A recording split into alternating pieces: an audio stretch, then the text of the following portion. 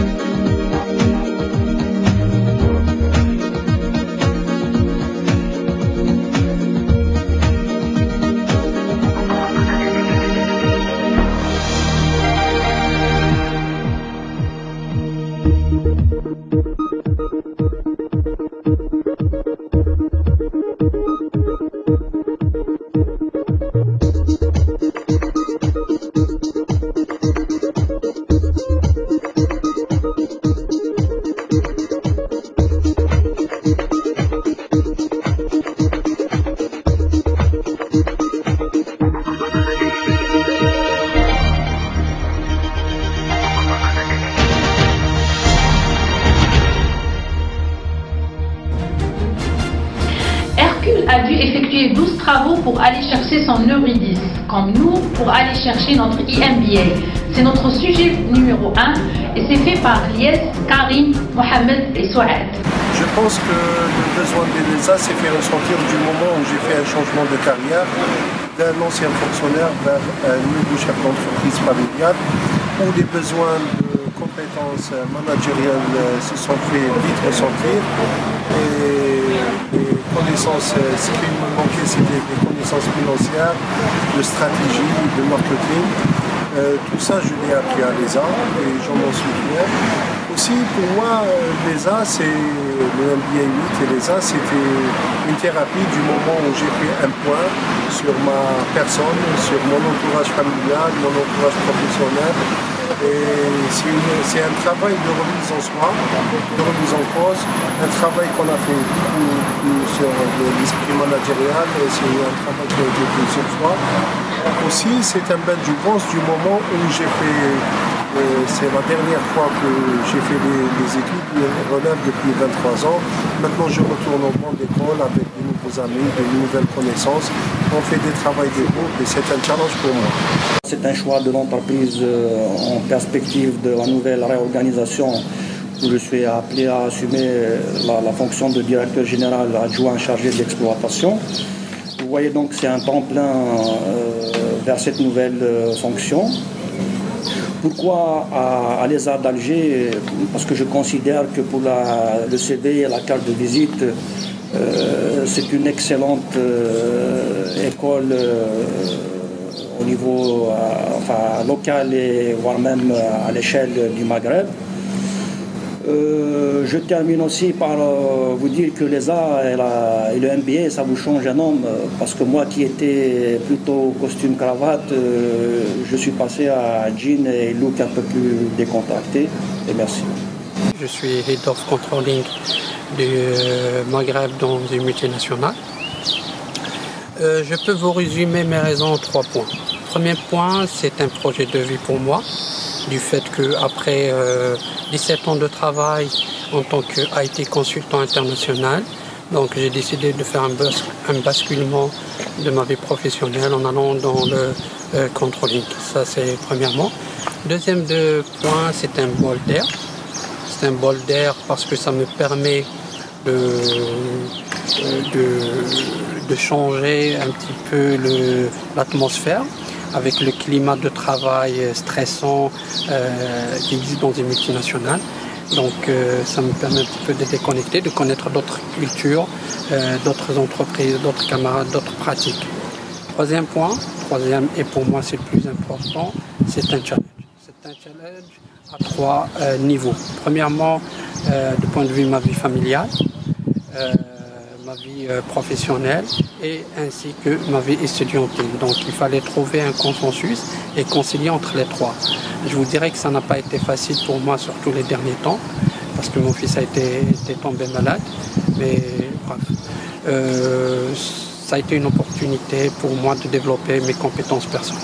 Pour les raisons qui m'ont poussé à faire ce diplôme, après donc un parcours professionnel de 15 ans, donc que je considère comme positif, il est venu un moment où il fallait faire un break. Cette parenthèse, autant professionnelle que familiale, est la première raison qui m'a poussé à faire, qui pousse aussi à faire ce diplôme. La deuxième raison que je considère aussi importante est la constitution d'un nouveau réseau de collègues qui sont venus de différents horizons. Et la troisième raison aussi que je considère importante aussi, c'est un moyen, c'est un lieu où on crée des liens d'amitié très forts durant la formation, grâce au travail du groupe et aussi grâce aux activités que nous avons pu faire avec les collègues de l'ESA. La vie en groupe n'est pas toujours un long fleuve tranquille. Voyons ce qu'il en est de l'esprit d'équipe à l'ESA. C'est notre sujet numéro 2 avec notre envoyé spécial Amir.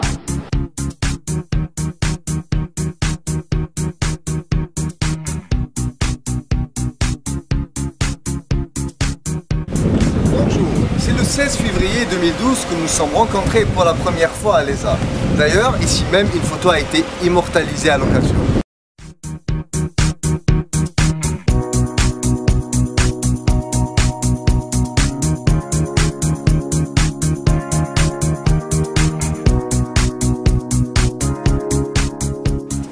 Le module Esprit managérial fut la porte d'entrée au programme de l'exécutif MBA 8. Son animateur, M. Stern, a su être le catalyseur qui a facilité au groupe de s'introduire et de se découvrir via des cas et des jeux de rôle très révélateurs des attitudes à adopter durant tout le cursus.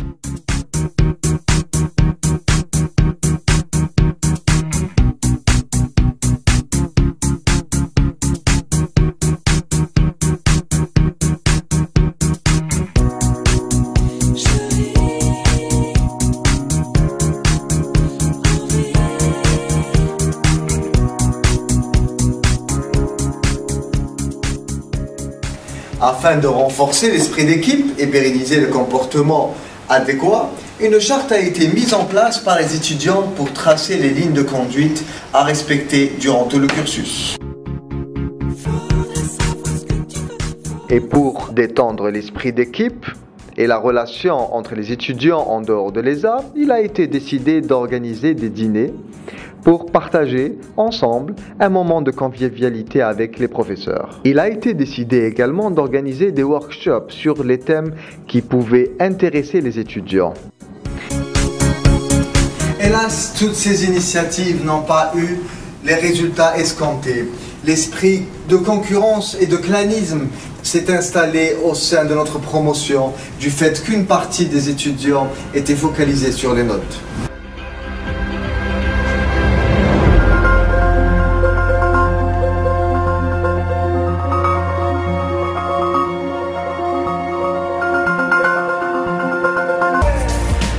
Heureusement, avec le temps, l'amitié s'est installée entre nous. La solidarité et l'esprit d'équipe ont repris leur place, ce qui a favorisé un environnement et une ambiance agréable pour la suite de notre scolarité. Quelques étudiants ont marqué notre parcours et qui, grâce à eux, nous avons gardé de bons souvenirs de notre sympathique expérience qu'on a vécue ensemble à l'ESA.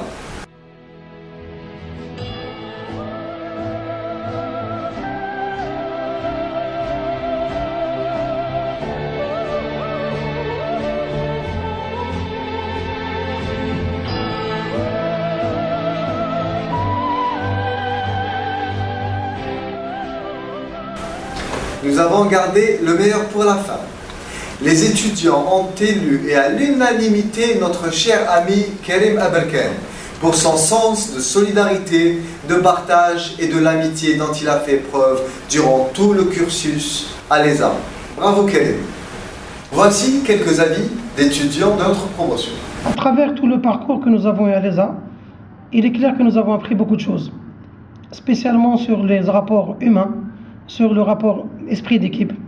Certes, il n'y a pas eu toujours le printemps. Il y a eu notamment le partage d'événements heureux, naissance, mariage, pèlerinage. Il y a eu aussi, pour moi, un moment fort, c'était le cours de M. Yahya Zoubir. Tous les étudiants tenaient à ce que le prof restait. Et puis même, qu'est-ce que j'ai noté moi personnellement, c'était la soif d'apprendre les finances auprès de tous les étudiants pratiquement. Donc pour ça m'a marqué. Au début de la formation, on a mis en place une charte qui était pragmatique et qui était relativement respectée et concrétisée sur eux. Donc les moments forts qui ont marqué notre passage à l'ESA, je pense qu'il y en a eu quand même pas mal.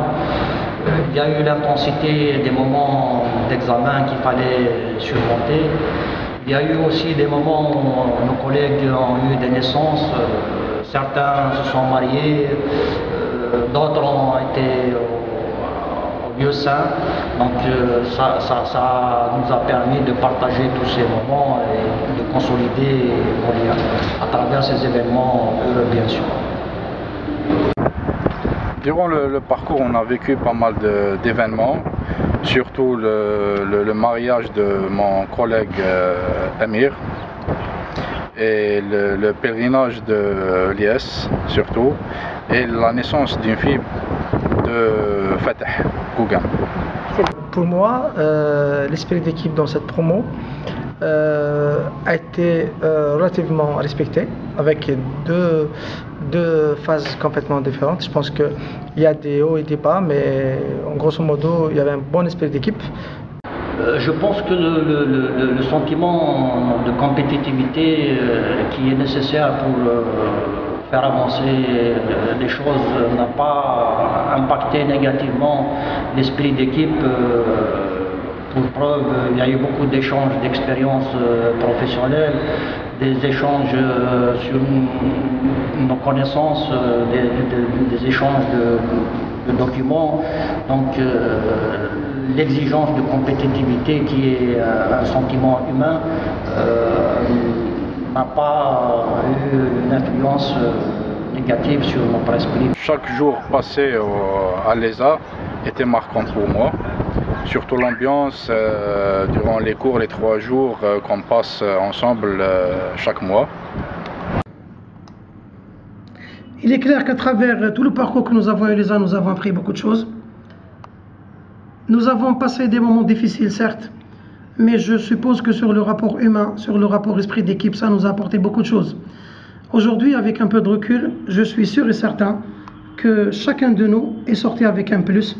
Et chacun de nous a compris quand même à la fin que nous étions quand même amis, que nous avons gagné des amis et que nous devons rester amis et vivre l'esprit d'équipe. Pour moi, les moments forts de les ambiances positives de cet MBA sont beaucoup plus les travaux d'équipe, par exemple. Je pense que c'est très très bon. Il y avait une bonne ambiance, il y avait il y a des bons moments, très bons moments qu'on garde tous en tête parce qu'on a travaillé le Ramadan le soir, on a travaillé énormément pour délivrer des travaux à temps.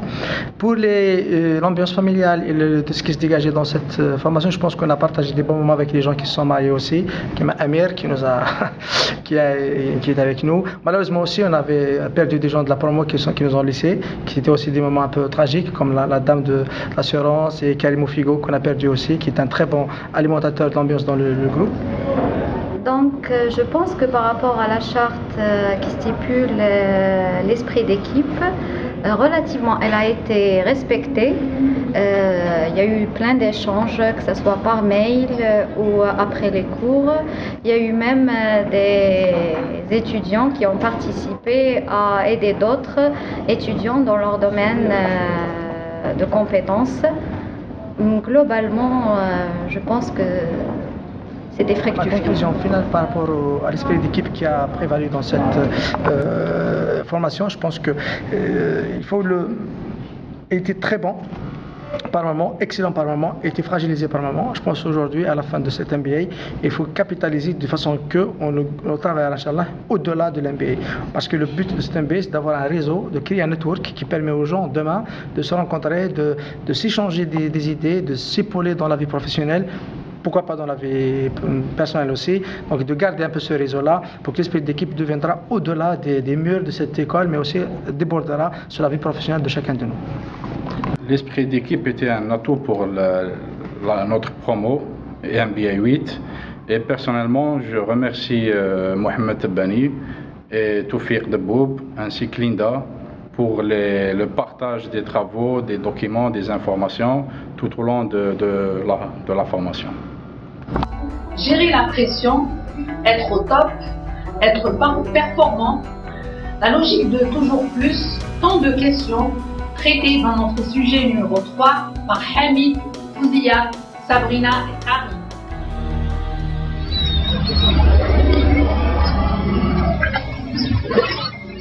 Intégrer le milieu de l'ESA et de l'exécutif MBA a été pour nous tous une nouveauté qui avait un impact positif en passant par plusieurs phases de galère, puis d'adaptation, qui nous a permis de comprendre puis de gérer notre stress pour aboutir aux résultats escomptés. La décision de faire un exécutif MBA a été un choix volontaire. Chacun de nous était conscient de son engagement et de l'investissement de soi, où il fallait un équilibre entre la formation, la vie sociale et professionnelle. Nous considérons que ce stress fut positif à partir du moment où il a été un indicateur important pour nous tous.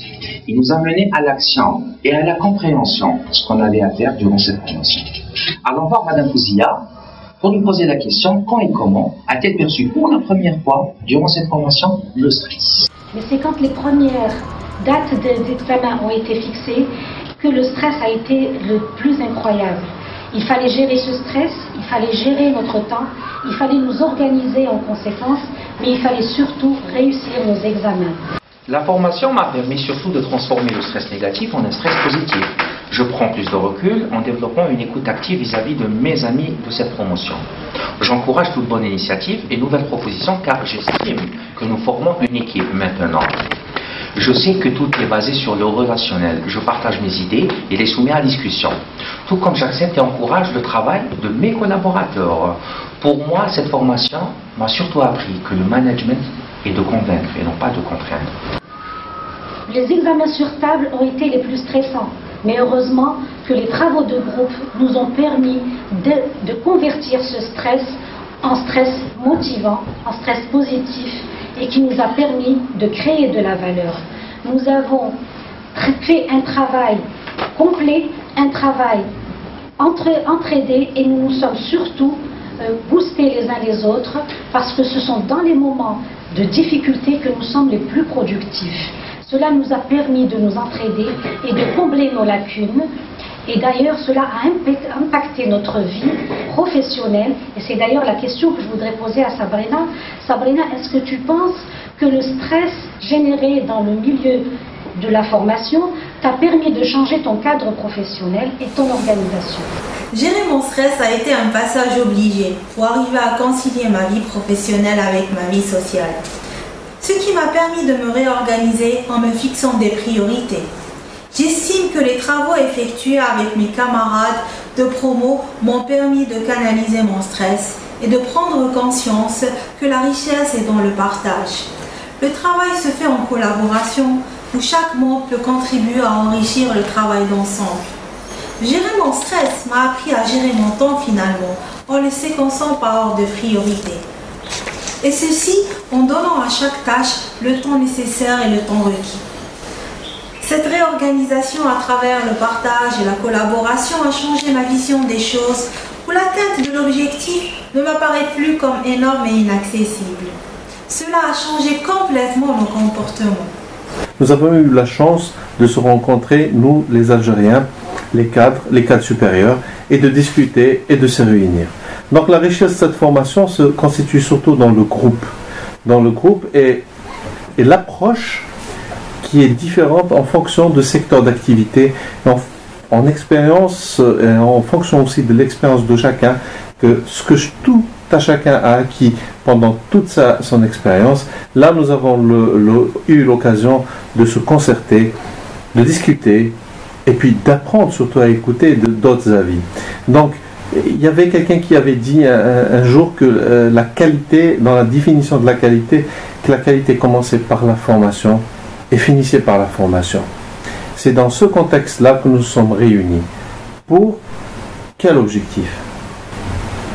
L'objectif, c'est le management de demain, le management algérien de demain, avec sa spécificité algérienne, bien entendu. Parce que sans cette spécificité, tout management est manquant. Parce qu'à chaque société, ses considérations, ses habitudes, sa culture, sa sociologie, son historique et son identité.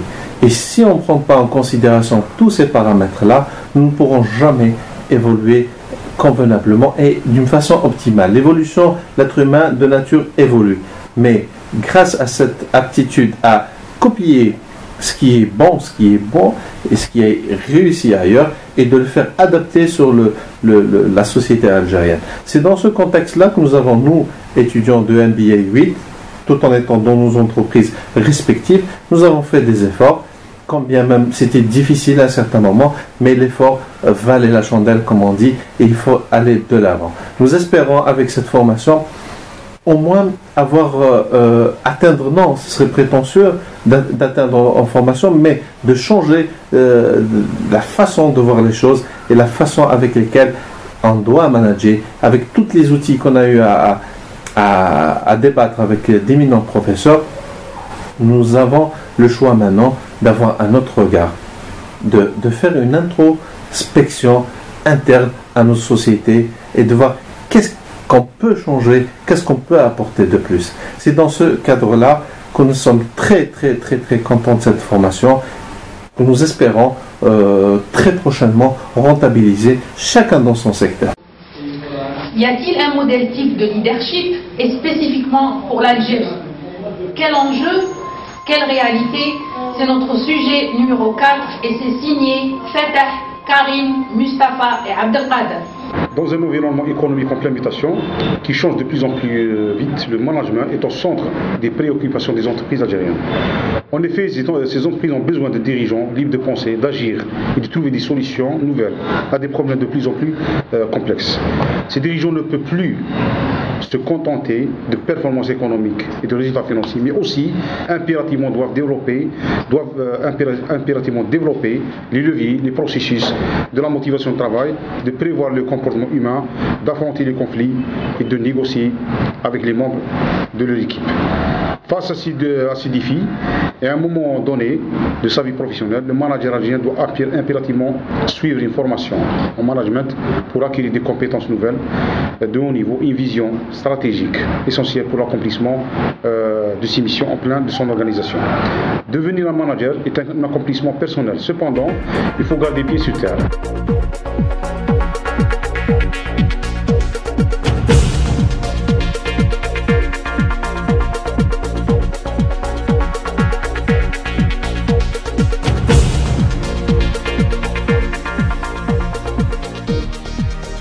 Afin d'élucider cette problématique, nous avons invité 3 personnalités. Pour débattre de ce sujet, à savoir M. Boukadoum Fatah, qui est directeur général adjoint d'une entreprise spécialisée dans la vente de l'automobile, M. Aberkan Karim, qui est aussi directeur au sein d'une entreprise publique dans le domaine des télécommunications, et également M. Mustafa Thepti, qui est patron d'une entreprise multinationale installée en Algérie, spécialisée dans le domaine des équipements électroniques. Effectivement, cette formation m'a permis d'acquérir des connaissances nouvelles, surtout en management. Les outils acquis durant cette formation sont simples, rapides et efficaces. Mais la complexité est dans la mise en œuvre de ces outils. Cette formation m'a permis d'avoir une nouvelle vision et de changer mon style de management. Le management aujourd'hui en Algérie a d'énormes problèmes vu la disproportion de disponibilité des managers d'un bon niveau entre les différentes sociétés. Aujourd'hui, on a un problème de qualité de management aussi. On a des gens qui ne sont pas très bien formés pour être au diapason des besoins réels des entreprises algériennes. Le style de management est directif et les collaborateurs sont habitués à recevoir les instructions de la hiérarchie. Aucune initiative n'est prise et les problèmes remontent directement aux responsables de structure. Cette situation arrange tout le monde et même les dirigeants de l'entreprise qui s'opposent à tout changement. Une équipe plus autonome, plus efficace et plus entreprenante. Aujourd'hui, on a des difficultés à trouver des bons managers suite à différents paramètres. Parmi les meilleurs managers aujourd'hui sont attirés par les multinationales. Ceux qui sont très bons, ils sont tous quittés l'Algérie.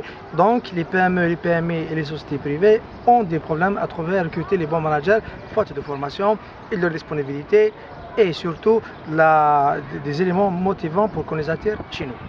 Avant d'opérer les changements nécessaires, il faut sensibiliser les équipes en leur expliquant que cette zone de confort risque de changer.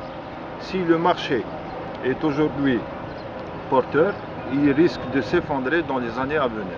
À cet effet, il faut absolument mettre en place un management plus participatif permettant de favoriser l'innovation. J'ai gagné en expertise et en compétences managériales, mais en contrepartie, j'ai perdu en influence faute de manque de confiance dans ma hiérarchie. Heureusement, récemment, on a commencé à comprendre que pour attirer ces compétences-là, il faut les motiver, il faut les former, il faut créer l'environnement attractif pour qu'ils viennent nous rejoindre. Donc, en libérant les initiatives, en les faisant sentir qu'ils sont chez nous et en créant un climat, en jouant sur la carte culturelle et locale pour qu'ils commencent à faire le chemin inverse de quitter ces multinationales, ces grandes sociétés pour venir chez nous dans nos sociétés. J'espère que ça va aboutir bientôt. Je pense qu'il faut d'abord instaurer une bonne ambiance et un bon climat à tous les niveaux. Motiver les équipes par la mise à disposition des moyens matériels nécessaires à l'accomplissement de leurs tâches, former les jeunes talents et instaurer un salaire fixe avec un variable. L'équipe a été choquée par ce changement, contraire au principe de management déjà instauré dans ma structure, et le risque de retour aux anciennes pratiques archaïques de gestion de l'entreprise. Je pense que le temps du management directif est révolu. Il faut faire confiance aux collaborateurs et les laisser travailler. Ceci n'empêche pas le manager de contrôler le travail de chacun par l'instauration des indicateurs de performance. Je trouve que cette expérience est très enrichissante et un tournant décisif dans ma carrière pour faire valoir mes compétences sous autres cieux. Les médailles ont parfois quelques revers. Il reste toujours une place à la lumière. C'est notre sujet numéro 5 et c'est signé Fatah Tawfiq et Hakima. Des challenges, on en a toujours au niveau des entreprises. En tout cas, de par mon expérience, de retour de bord de l'ESA, je me suis rendu compte de gap qu'il y a entre la théorie et la réalité de l'entreprise. Par exemple, l'hypertrophie de symbolique, dénigrement de la réalité. C'était pas facile d'opérer des changements ou de faire changer des comportements de personnes, mais avec la motivation et la persévérance, on y arrive toujours. Je pense qu'on est satisfait de notre passage à l'ESA. Une école qui remplit bien son rôle par la formation de 4 dirigeants qui viendront alimenter et renforcer les entreprises algériennes par leur savoir et leur connaissance. Et ceci dans le but de créer ou de redresser ou de faire avancer les choses. Les managers algériens, confrontés au quotidien sur le terrain à de grandes entreprises, à une rude concurrence, sont maintenant décomplexés, rassurés et peuvent rivaliser dans le futur avec les grands. Je pense seulement qu'il faut mettre les moyens nécessaires pour piloter l'économie algérienne. Justement, c'est notre rôle aussi de former les collaborateurs, de les aider à s'épanouir, et surtout parce que pour moi, le plus important, c'est que cette école, l'ESA, vraiment c'est une très grande opportunité pour l'Algérie, pour les jeunes Algériens, pour les jeunes diplômés. Parce que moi-même, j'ai une expérience de plus de 15 ans, mais là, j'ai fait mon MBA et ça m'a vraiment ouvert l'esprit à beaucoup de choses, et comme tu as dit, comme elle a dit Hakima, vraiment c'est une chose formidable. Absolument. Je pense que moi aussi, c'est que cette formation, j'ai des amis lesquels je leur ai recommandé cette formation. J'aurais recommandé même l'ESA, que je remercie, que nous remercions tous, que ce soit les profs, l'administration, tout le monde du cadre, de la qualité de la formation, des informations, et en tout cas la qualité et l'expérience des profs. C'est magnifique, avoir affaire à des gens qui ont beaucoup d'expérience, qui ont un savoir, c'est extraordinaire, c'est une chance. Pour moi-même, c'est une grande chance. Je crois que c'est ce qui permet